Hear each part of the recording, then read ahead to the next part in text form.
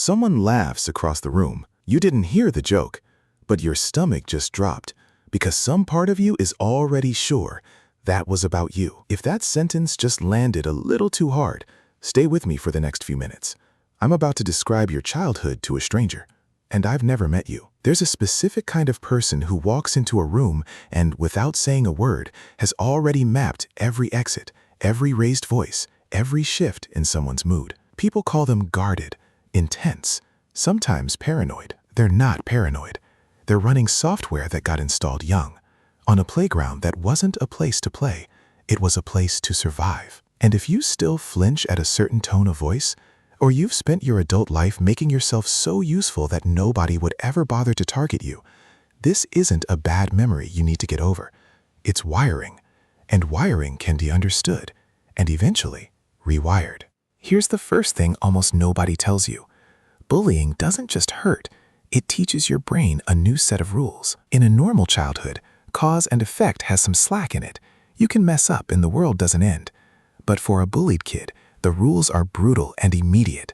Wrong shoes, wrong volume, wrong hallway, and the ground disappears under you with no warning. So your brain adapts. It starts running threat models constantly, scanning for the next shift before it happens.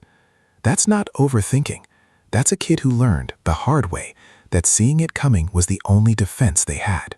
Which is exactly why, as an adult, you're the one 3 steps ahead in every meeting, and everyone else has no idea why. But predicting danger is only half the damage. The other half is quieter, and it's worse. When you're told, by words or by silence, that something is wrong with you every single day, your brain doesn't blame the people doing it. It blames you. That's not a flaw in your thinking. That's what a developing brain does when the adults around it don't step in. So you built a story to survive the story. I'm not special. I'm just a realist. I'm harder to love than most people. Here's the uncomfortable part. That story never announced itself as self-hate. It dressed up as humility. And you've probably been wearing it for so long you forgot it was a costume. Ever notice how some people walk into a party and light up? More people, more noise, more energy, more them? And you walk into the same room and feel like you just stepped into a furnace? Same room, different nervous system. Yours got tuned to treat unpredictability as danger, not fuel. So you hit your limit fast, and you leave. Not because you're antisocial, but because you're regulating. Home isn't hiding. Home is the only place the volume knob actually works. Psychologists have a less loaded word for this than antisocial. Unsociable. A calm, deliberate preference for your own company, where you control the lighting, the noise, and who gets access to you. For most people, that's a preference. For you, it was survival first, and a preference second. You also probably became an incredible listener.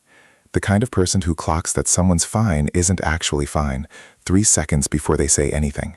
That gets called emotional intelligence, and it is. But ask yourself honestly where it came from. You didn't learn to read rooms because you were generous. You learned it because your safety used to depend on knowing which way the mood was about to turn. Somewhere along the way, that turned into a job you never applied for, being everyone else's emotional infrastructure. Because as long as you're useful, you're harder to get rid of. You were probably told, one way or another, to get back on the bike. Stop crying. Keep moving.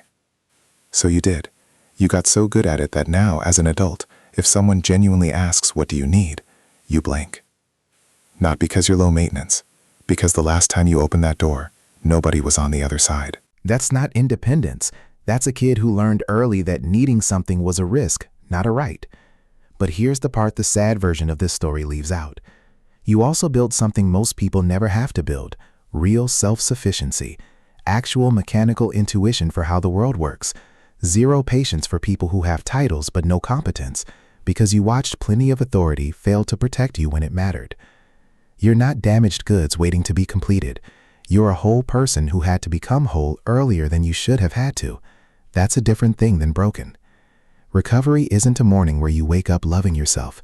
It's a long, slow argument you have with the old story, one where you keep showing up as the evidence that you deserve good things, simply because you exist, not because you're useful enough to earn them. You don't have to stay indispensable to stay safe, and you were never invisible in the first place.